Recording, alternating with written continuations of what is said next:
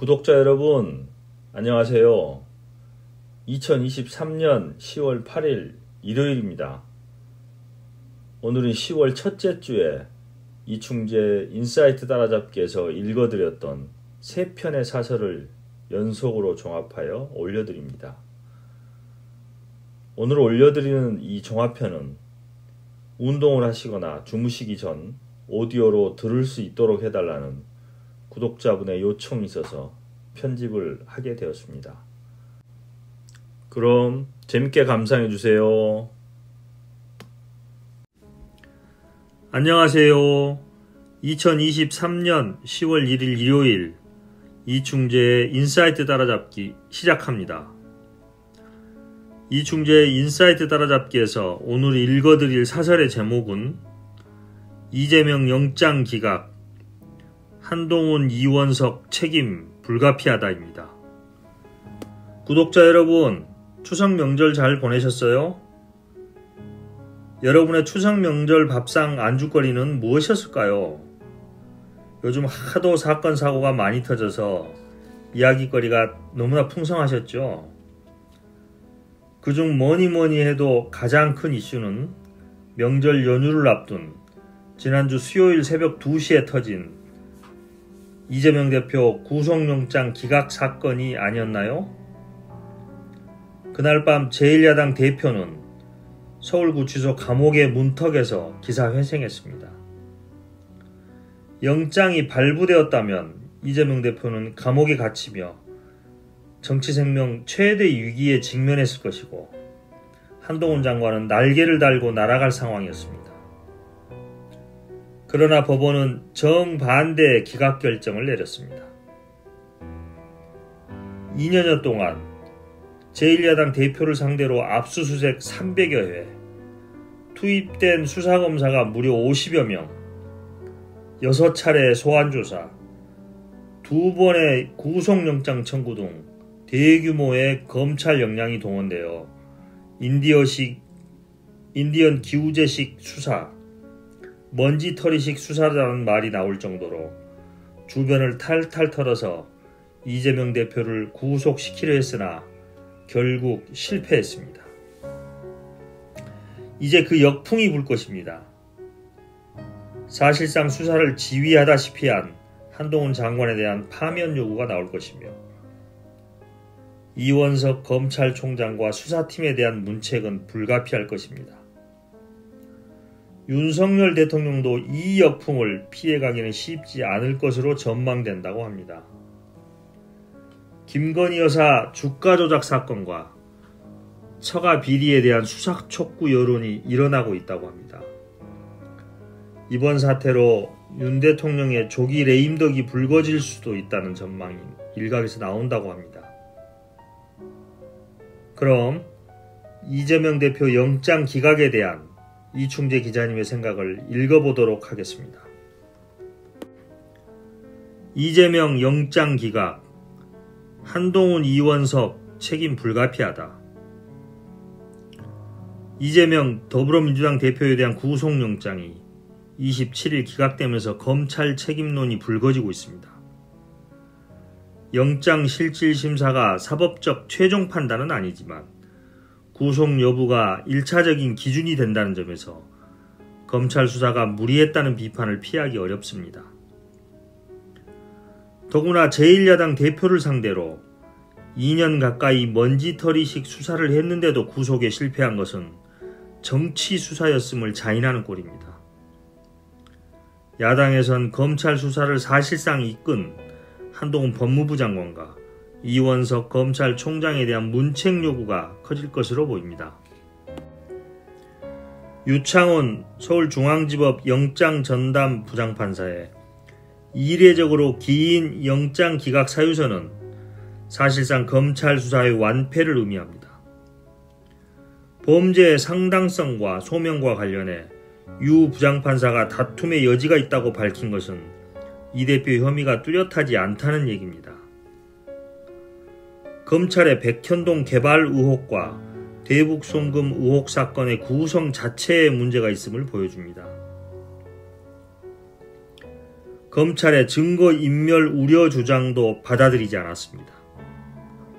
영장심사에서 범죄 혐의가 충분히 인정되지 않은 경우 재판에서도 유죄 입증이 쉽지 않다는 게 일반적입니다. 재판에서 무죄가 나올 가능성이 크다는 얘기입니다. 사실 그동안 이 대표를 향한 검찰 수사는 인디언 기우제라는 말이 나올 정도로 과도하다는 지적이 제기됐습니다. 압수수색이 수백 차례였고 검찰 소환도 6차례나 실시됐습니다. 동원된 검사만도 수십 명이고 서울중앙지검의 특수수사부서가 총 동원되다시피 했습니다. 통상 아무리 큰 사건도 2달 이상 넘지 않았던 과거의 경험에 비춰 정적 죽이기라고밖에 볼 수 없습니다. 그런데도 대선 직후부터 시작된 수사는 아직도 매듭을 짓지 못한 상태입니다. 수사 실패의 책임은 우선적으로 한 장관에게 돌아갈 수밖에 없습니다. 한 장관은 이 대표 수사와 관련해 사실상 수사 지휘를 해왔다는 게 법조계와 정치권의 시각입니다. 자신의 측근들을 전진 배치시켜 수사를 맡기고 수사 상황과 관련해서도 이 대표를 잠정적 범죄자 취급하는 부적절한 발언을 했습니다. 이 대표를 잡범으로 비유하고 단식을 자해로 규정하기도 했습니다. 정치적 중립을 지켜야 할 공무원이 법무부 장관으로서 중대한 일탈행위에 해당한다고 볼 수 있습니다. 하지만 실제 한 장관이 책임을 지고 물러날 가능성은 거의 없습니다. 윤석열 대통령의 평소 인사 스타일로 볼 때 불문에 그칠 것으로 보입니다. 이 경우 민주당은 한 장관 탄핵안을 발의할 거라는 얘기가 나옵니다. 수사 실패에 대한 여론을 명분으로 하면 손쉽게 국회를 통과시킬 수 있기 때문입니다. 탄핵안이 통과되면 한 장관 직무가 헌법재판소 심판 결과가 나올 때까지 정지시킬 수 있다는 계산도 할 것으로 보입니다. 이원석 검찰총장 등 이 대표 수사 지휘부에 대한 문책 여론도 커질 가능성이 있습니다. 민주당은 지난해 12월 이 대표 수사를 맡고 있는 검사 16명의 실명과 11명의 사진을 넣은 웹자보를 만들어 온라인에 게재한 바 있습니다. 당시에는 좌표 찍기라는 비판이 많았지만 무리한 수사로 판명난 이상 수사 실무진 교체도 불가피할 것으로 보입니다. 반대로 그간 봐주기 의혹이 일었던 김건희 여사의 주가 조작 사건과 처가의 각종 비리에 대한 수사를 촉구하는 여론은 커질 수밖에 없습니다. 윤 대통령도 일정 정도 타격이 예상됩니다. 검찰이 이 대표 수사를 몰아친 배경에는 윤 대통령의 뜻이 작용했다는 게 중론입니다. 윤 대통령은 취임 이후 검찰을 활용해 야당의 정치력에 타격을 입히는 방식을 사용해왔다는 의심을 받고 있습니다. 더 이상 이런 국정 운영이 통하지 않는 상황이 된 것입니다. 일각에선 이번 사태가 윤 대통령의 레임덕의 시작이 될 가능성이 높다는 전망도 나옵니다. 여러분 어떻게 들으셨습니까? 오늘의 사설을 읽으면서 절대 권력은 절대 부패한다는 만고의 진리를 다시 한번 되뇌이며 권력이 엄격한 견제와 감시 속에서 투명하게 행사되는 민주주의 대한민국을 기대합니다.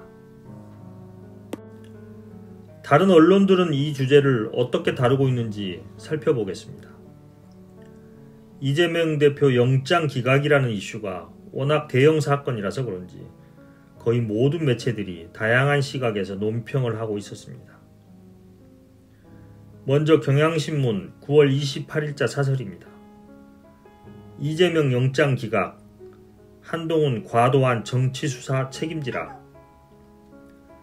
1년 반이 넘도록 먼지털기식 정치수사를 지휘해온 한동훈 법무장관의 책임을 묻지 않을 수 없다고 하며 먼저 한 장관 스스로 책임지는 모습을 보여줄 것을 요구하고 있습니다. 검찰은 권력형 토착 비리 운운하며 최대 무기징역이 선고되어야 한다고 주장하였으나 법원이 이를 받아들이지 않음으로써 검찰의 수사 실패를 사실상 확인해 주었다고 합니다. 집권기간 내내 검찰 통치로 일관했던 윤석열 대통령도 뼈아픈 성찰이 필요하다고 주문하고 있으며 의회 민주주의를 복원하기 위하여 지금이라도 야당과의 대화에 나설 것을 요청하고 있습니다. 다음은 한겨레 신문 사설입니다. 검찰, 이 대표 정치수사 반성부터 하라. 이재명 대표 구속영장 기각은 2년 가까이 수십 명의 검사들을 동원해 조직의 명운을 걸다시피 하며 수상 검찰이 매우 부끄러워야 할 결과입니다. 유창훈 영장전담 부장판사가 밝힌 기각 사유는 아주 명쾌합니다. 한마디로 검찰이 이 대표의 핵심 혐의를 제대로 소명하지 못했다는 것입니다. 이 대표의 죄가 확정된 것처럼 떠들어대며 잡범, 중대범죄자라고 조롱하며 큰소리치던 한동훈 법무부 장관이 이제는 영장기각이 죄가 없는 것은 아니다라고 구차한 변명을 늘어놓고 있다고 비판하고 있습니다. 이원석 검찰총장 역시 영장기각에서 가장 큰 책임자임에도 사법은 정치적 문제로 변질되어서는 안 되고 변질될 수도 없고 변질되지도 않는다라는 말을 했다고 하는데 이 총장이 이번 수사를 정치적 문제로 변질시킨 당사자라고 지적하고 있습니다. 또한 국민을 위해 행사해야 할 검찰권을 윤 대통령 보위에 쓰고 있는 이 총장은 부끄러운 줄 알아야 한다고 비판하고 있습니다. 다음 한국일보 사설입니다. 이재명 대표 영장 기각, 검찰 신뢰 훼손 돌아보길. 이재명 대표에 대한 법원의 영장 기각은 2년간 진행된 검찰 수사에 대한 첫 판단이라는 점에서 사법적, 정치적 의미가 크다고 합니다. 야당 대표에 대해 2년간 상당한 역량을 쏟아부은 수사 결과가 영장 기각이라는 사실로서 야당 탄압, 검찰 공화국이라는 비난을 피하기 어렵게 되었다고 합니다. 야권 수사는 먼지털이식으로 진행하고 여권이나 정권의 의혹은 수사 착수조차 하지 않는 검찰을 누가 믿겠느냐고 하며 검찰의 정도를 벗어난 정치적 행보는 결국 부메랑으로 돌아오게 되어 있다는 것을 비판하고 있습니다. 다음은 동아일보 사설입니다. 검 전방위 수사 2년과 이 구속영장 기각. 이 대표 영장 기각은 검찰이 2년간 이 대표를 전방위로 수사하고도 신병 확보에 실패한 사건이라는 지적입니다. 검찰은 2년여 동안 연인은 50명이 넘는 검사를 투입하였으며 이 대표를 6차례나 소환해 조사했고 300차례 이상 압수수색을 벌이는 등 전방위적인 저인망 수사를 벌이고도 구속 필요성을 입증하지 못하였다고 비난하고 있습니다. 검찰이 영장 기각을 법원 탓으로 돌리는 것은 군색한 별명이며 검찰이 법정에서 탄탄한 물증과 법리를 제시하고 혐의를 입증하지 못한다면 이 수사가 무리한 수사였다는 비판을 피할 수 없을 것이라고 지적하고 있습니다. 친여당 보수신문이라는 동아일보도 이번 건에 대해서는 검찰의 무능과 무리한 수사를 비난하고 있습니다. 오늘은 이렇게 4개 언론사에 관련 있는 사설을 살펴보았습니다. 그러면 오늘은 여기까지 하고 마치겠습니다. 안녕하세요. 2023년 10월 3일 화요일 이충재 인사이트 따라잡기 시작합니다. 벌써 추석 연휴 마지막 날이네요. 많이 아쉽죠? 하지만 3일만 지나면 또 3일의 연휴가 기다리고 있으니 힘이 나지 않습니까? 이충재 인사이트 따라잡기에서 오늘 읽어드릴 사설의 제목은 한동훈, 이재명 구속 실패 후 존재감 추락입니다. 여권 내 쟁쟁한 정치 지도자들을 제치고 차기 대권 주자로 급부상하던 한동훈 장관이 지난 27일 이재명 대표 구속영장 기각 결정 후 안팎으로 존재감이 추락하고 있다고 합니다. 국회에서 증거가 차고 넘친다고 호언장담했던 말이 부메랑이 되어 자신에게 위기로 되돌아오고 있습니다. 능력이 너무 과대평가된 거 아닌가? 2년여 동안 50여 명의 검사들을 동원해 300차례가 넘는 저인망 압수수색을 했다는데 그 결과치고는 너무 허망하다는 것입니다. 내년 총선에서 여권의 간판 스타로 큰 역할을 해줄 것을 기대하고 있던 국민의힘 내부에서부터 불만이 터져나오고 있다고 합니다. 중도층과 MZ세대들은 이번 이재명 대표 구속 실패로 인하여 검찰의 무리한 수사 행보가 결국 정치 수사였다는 것을 인식하게 되어 반감을 불러왔다는 것입니다. 또한 윤 대통령의 오른팔이라는 이미지로는 지지층 확장성에 한계가 있다고도 합니다. 덧붙여서 계속되는 장관들의 인사검증 실패도 한 장관이 책임져야 할 아킬레스건입니다. 민주당은 국정감사와 탄핵카드로 한 장관에게 정치 수사에 대한 책임을 요구하고 있습니다. 앞으로 한 장관의 행보가 궁금해집니다.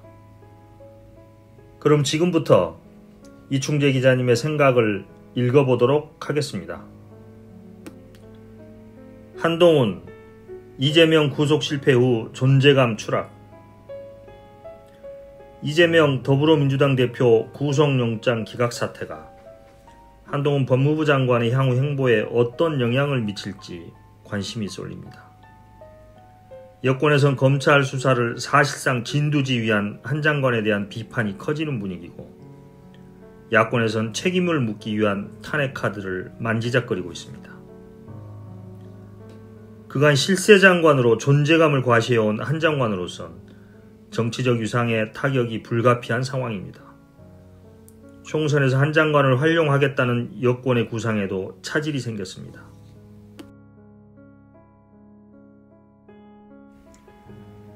무엇보다 보수 진영에서 한 장관에 대한 비판 여론이 분출되는 게 주목됩니다. 지난달 27일 이 대표 영장 기각 후 여당 지지층을 중심으로 한 장관을 성토하는 목소리가 쏟아졌다고 합니다. 각 지역에서 당원들이 국민의힘 의원과 원외 당협위원장들에게 왜 이재명을 구속시키지 못하느냐, 검찰은 도대체 수사를 어떻게 하는 거냐 비난이 쇄도했다는 것입니다. 국민의힘 내부에서도 한 장관에 대한 실망과 원망이 적지 않은 것으로 알려졌습니다. 여권에서는 한 장관을 재평가하는 분위기도 있다고 전해집니다. 윤석열 대통령의 신임을 독차지할 만큼 수사 능력을 인정받은 터라 이재명 구속은 당연한 것으로 생각했는데 뒤통수를 맞았다는 겁니다.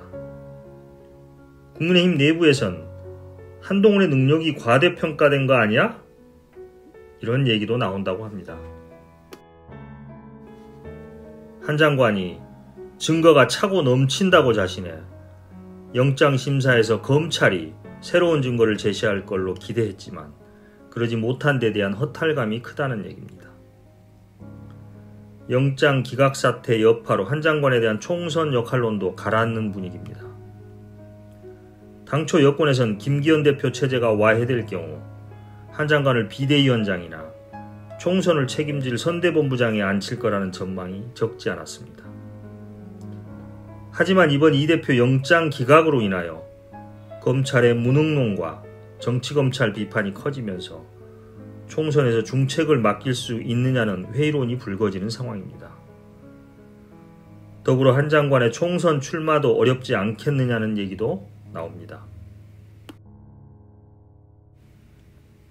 한 장관 역할론이 가라앉는 배경에는 중도층에 대한 소구력에 의문이 제기되고 있습니다. 총선에서 수천 표 차이로 당락이 결정되는 경우가 많은데 한 장관의 등판이 중도층의 반감을 불러 되레 역효과를 낼 수 있다는 분석에 근거하고 있습니다. 한 장관의 잦은 부적절한 발언에 염증을 느끼는 중도층이 이번 영장 기각 사태로 등을 돌리지 않을까 하는 우려가 여권 내에서도 제기된다고 합니다. 민주당 등 야권에선 한 장관을 겨냥한 공세를 강화하는 기류입니다. 이번 기회에 한 장관의 기세를 꺾자는 의기투합 속에 다양한 시나리오가 거론되고 있습니다.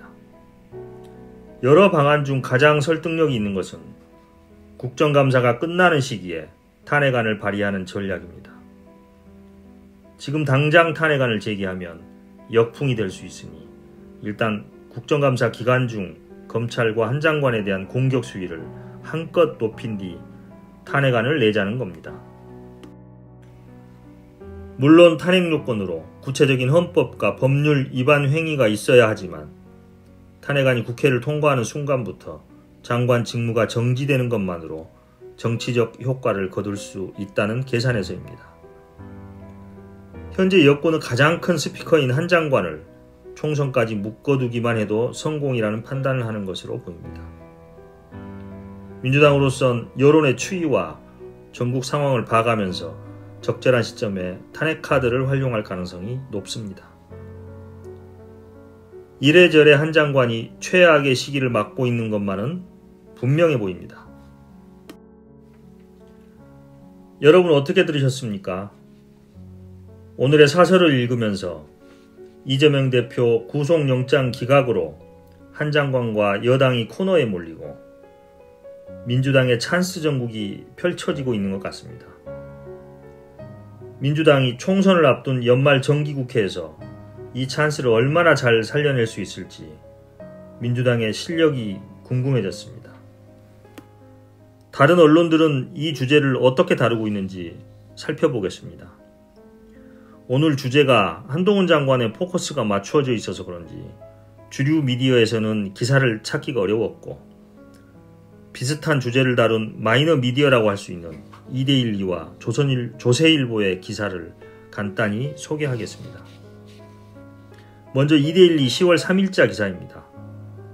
이재명 기각에 셈법 복잡해진 여야, 총선 민심은 안개 속.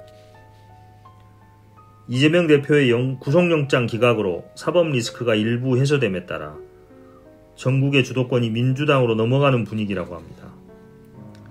민주당은 이균용 대법원장 임명 동의안 부결, 한동훈 장관 탄핵 소추, 이원석 검찰총장 파면 요구 등을 추진하며 총공세에 나설 태세라고 하며 남은 정기국회에 있을 인사청문회, 국정감사 등 앞으로 야당의 시간이 펼쳐질 것으로 예상하고 있었습니다.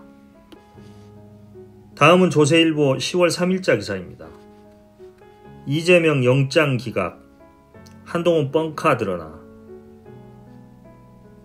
조세일보는 방송을 인용하여 한동훈 장관 증거가 차고 넘친다며 국회에서 이재명 대표 가결을 호소한 것에 대해 뻥카임이 드러났고 탄핵 등 정치적인 책임론이 불거질 것으로 예상하고 있었습니다. 국민의힘의 내부 자중질환이 점차 심해지고 있으며 한 장관 차출이나 총선 역할론에 대한 기대치가 낮아질 것으로 예상하고 있다고 합니다. 오는 11일에 있을 강서구청장 보궐선거에서도 여당이 완패를 예상하며 이 경우 조기 선대위, 조기 공관위 얘기들이 나올 것이고 현 김기현 지도부가 흔들릴 것이라고 내다봤다는 기사를 쓰고 있습니다. 오늘은 이렇게 두 개 언론사에 관련이 있는 기사를 살펴보았습니다. 그러면 오늘은 여기까지 하고 마치겠습니다. 안녕하세요. 2023년 10월 5일 목요일 이충재의 인사이트 따라잡기 시작합니다. 이충재의 인사이트 따라잡기에서 오늘 읽어드릴 사설의 제목은 윤 대통령은 매달 해외 순방 떠나고 있다입니다. 최근에 윤 대통령의 잦은 해외 순방이 구설수에 오르고 있다고 합니다. 국내 정치는 물론이고 특히 어려움에 처해 있는 경제와 민생이 우선순위일 텐데 지지율 상승에 효과가 있어 보이는 외교에 재미를 붙이고 있는 거 아닌가 하는 지적이 있습니다. 작년에는 해외 나갈 때마다 문제를 일으켜 논란이 컸습니다. 취임 후 첫 해외 순방이었던 지난해 6월 스페인 나토 정상회의 순방에서 대통령 전용기에 사적 지인을 탑승시켜 비선 논란이 있었습니다. 지난해 9월 북미 유엔 총회 순방길에서는 엘리자베스 여왕 조문을 하러 갔다가 조문을 제대로 못하여 의전 실패 논란이 있었고, 한미 한일 정상과의 양자회담을 한다고 했으나 바이든 대통령과는 48초 한담, 기시다 총리와는 국기도 없이 30분 약식 회담에 그쳐 빈손 외교 논란이 있었습니다. 거기에 더해 윤 대통령의 바이든 날리면 욕설 논란으로 전 국민의 청력을 테스트하는 해프닝도 있었습니다. 지난해 11월 동남아 순방길에서는 MBC 취재진에 대한 전용기 탑승 배제로 언론 자유를 침해한다는 논란과 김건희 여사의 빈곤 포르노 사진 논란도 있었습니다. 또 올해 1월에 아랍에미리트 순방에서 아크 부대를 방문해 아랍에미리트의 적은 이란이라는 말실수로 이란 정부의 항의를 받는 국제적 논란을 일으킨 바도 있습니다. 올 3월 일본 방문에서는 일제강제동원 피해자 배상 문제와 관련해 굴욕외교, 호구외교, 빈손 외교라는 비판이 있었습니다. 이어 7월에는 나토 정상회의 참석자 리투아니아 순방길에서 김건희 여사의 명품 쇼핑 논란이 또 있었습니다. 가는 곳마다 논란을 일으켜 순방 리스크라는 말이 생겨났을 정도였으나 최근의 해외 순방에서는 외교적 성과를 올리기도 했다는 평가를 받기도 했습니다. 아무래도 국내 정치보다는 상대적으로 외교가 즉각적인 지지율 상승 효과가 있다는 판단으로 대통령의 해외 순방이 너무 많아지고 있다는 지적이 있습니다. 올 들어 거의 매달 외국 방문을 하였고, 오는 11월과 12월에도 영국과 네덜란드의 해외 순방이 예정되어 있다고 합니다. 우리나라같이 대외 의존도가 큰 나라일수록 대통령의 외교 활동은 당연히 필요하고 중요하지만 안정적인 내치가 뒷받침되지 않은 외교는 사상 누각일 수 있으며 과유불급일 수 있음을 알았으면 합니다. 그럼 지금부터 이충재 기자님의 사설을 읽어보도록 하겠습니다. 윤 대통령은 매달 해외 순방 떠나고 있다. 윤석열 대통령이 올해 안으로 2번 더 외국을 방문할 것으로 알려지면서 이딴 해외 순방의 배경에 관심이 쏠립니다. 이들 방문이 성사되면 윤 대통령은 취임 1년 반 만에 14차례 외국을 방문하게 됩니다. 여권에선 외교 대통령 이미지 만들기 차원이라는 분석이 나옵니다. 한일 관계 복원과 한미일 공조체제 구축을 공고히 해 역사적 평가를 받으려 한다는 것입니다. 하지만 저조한 지지율 끌어올리기 전략에 불과하다는 관측도 적지 않습니다. 경제 위기를 해결할 능력이 없는 현실로부터 여론의 시선을 돌리려 한다는 비판도 있습니다. 대통령실은 지난달 26일 윤 대통령 부부가 찰스 3세 영국 국왕 초청에 따라 내달 영국을 국빈 방문할 예정이라고 밝혔습니다. 찰스 3세 국왕이 대관식 이후 국빈 자격으로 영국을 방문하는 건 윤 대통령이 처음이라고 대통령실은 의미를 부여했습니다. 대통령실은 또 12월에는 빌렘 알렉산더 네덜란드 국왕의 초청에 따라 네덜란드를 국빈 방문한다고 발표했습니다. 한 달 사이 2차례 유럽을 방문하는 것입니다. 윤 대통령은 올 들어 사실상 매달 외국 방문에 나서고 있습니다. 1월에는 아랍에미리트의 스위스, 3월에 일본, 4월에 미국, 5월에 일본, 6월에 프랑스, 베트남을 방문했습니다. 하반기 들어서도 7월에 리투아니아, 폴란드, 우크라이나, 8월에는 미국, 9월에 인도네시아, 인도, 미국을 찾았습니다. 2월과 10월을 제외하고는 매달 해외 순방을 떠난 셈입니다. 여권에서는 윤 대통령이 외교 안보 대통령으로 입지를 확고히 하겠다는 생각을 갖고 있다고 봅니다. 대통령실도 대한민국 1호 영업사원을 자임해온 윤 대통령의 경제 외교 행보에 성과가 있다고 판단하고 있다고 합니다. 워싱턴 선언, 캠프 데이비드 회담 등 굵직한 정상 외교 성과가 나올 때마다 지지율이 올랐던 것도 외교 행보를 강화하는 요인으로 보입니다. 실제 윤 대통령 직무수행 긍정평가 중에서 외교가 30%대로 가장 큰 부분을 차지하고 있습니다. 하지만 윤 대통령의 잦은 국외 방문에 대한 비판 여론도 만만치 않습니다.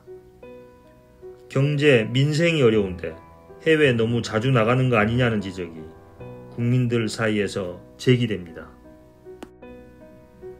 지난 7월 오송 지하차도 참사 등 국내에 큰 수해가 발생했는데도 우크라이나를 방문한 게 대표적인 예입니다. 여권 일각에선 꼭 필요한 일이 아니면 총리나 외교부 장관을 내보내고 대통령은 민생에 주력하는 게 국정 운영에도 도움이 된다는 지적도 나옵니다. 야권의 평가는 더 박합니다. 경제 위기를 해결할 능력도 없고 국내에 골치 아픈 일이 많으니 국가 원수로 예우를 받는 외국을 자주 나가는 것 아니냐고 비난합니다. 수출 부진과 세수 부족, 물가 등 민생 위기가 깊어질수록 결단력 있는 외교 대통령 이미지를 강조하는데 더욱 힘을 쏟고 있다는 것입니다. 외교 안보를 역사 이념 전쟁과 연결시켜 야당을 공산 전체주의 세력으로 몰아가려 한다고 의심하는 시각도 있습니다. 한편에선 윤 대통령의 해외 순방과 관련해 대통령실의 메시지 관리를 지적하는 목소리도 나옵니다. 대통령실은 지난달 윤 대통령이 뉴욕 순방에서 수십 개국과 양자회담을 한 데 대해 그런 정상은 100년간 외교사에 없을 것이라고 자화자찬했습니다. 대통령실 내부에선 기네스북 등재를 거론하기도 했습니다. 앞서 윤 대통령 리투아니아 방문 때 김건희 여사 쇼핑 논란에 대해 호객행위에 당했다는 해명도 부적절한 사례로 거론됩니다. 여러분 어떻게 드셨습니까? 오늘의 사설을 읽으면서 윤 대통령이 해결될 기미가 안 보이는 골치 아픈 국내 정치나 경제 문제, 민생 문제보다는 사전 조율을 통해 성과가 가시적으로 나타나는 외교를 통하여 손쉬운 정치를 하려고 하지 않나 하는 생각을 하게 되었습니다. 다른 언론들은 이 주제를 어떻게 다루고 있는지 살펴보겠습니다. 먼저 2데일리 10월 3일자 기사입니다. 윤, 연말까지 외교 행보 박차, 지지율 반등 모색. 윤 대통령이 11월, 12월 영국과 네덜란드를 잇따라 국빈 방문한다는 소식과 이를 통하여 지지율 반등을 모색하고 있다고 합니다. 지난 4월의 워싱턴 선언과 8월의 캠프 데이비드 회담 후 지지율이 상승했던 만큼 순방 외교에 집중하겠다는 기사입니다. 다음 한겨레신문 9월 26일자 기사입니다. 매달 순방 떠나는 윤 대통령 부부. 11월, 12월엔 영국, 네덜란드. 윤 대통령 부부가 사실상 거의 매달 국외 방문을 하고 있다는 내용과 4분기에 영국, 네덜란드 외에도 또 11월 미국 샌프란시스코에서 열리는 에이펙에 참석할 가능성도 있다고 합니다. 유승민 전 의원의 말을 빌어 윤 대통령이 해외 너무 다니신다. 꼭 필요한 거 아니면 총리나 외교부 장관 내보내고 본인은 국내 정치, 특히 경제 민생을 살피는데 주력해 주셨으면 좋겠다. 외치가 너무 재미있으신지 내치는 너무 소홀한 거 아니냐? 말했다고 합니다. 다음은 내일신문 9월 27일 기사입니다. 임기 초 대통령들 해외 얼마나 갔나? 앞서 유승민 전 의원의 말을 인용하며 윤 대통령의 해외 방문이 너무 잦은 거 아니냐는 지적이 있음을 소개합니다. 역대 대통령들의 취임 2년간 해외 순방 횟수를 비교해 나왔습니다. 가장 많은 대통령이 이명박 대통령으로 21회이고 문재인 대통령이 15회이며 윤석열 대통령은 14회 이상이 될 가능성이 있다고 지적합니다. 오늘은 이렇게 세계 언론사에 관련 있는 기사를 살펴보았습니다. 그러면 오늘은 여기까지 하고 마치겠습니다. 오늘 읽어본 유튜브 영상이 도움이 되셨다면 구독과 좋아요, 알림 설정 부탁합니다. 오늘도 함께 해주셔서 감사합니다. 안녕.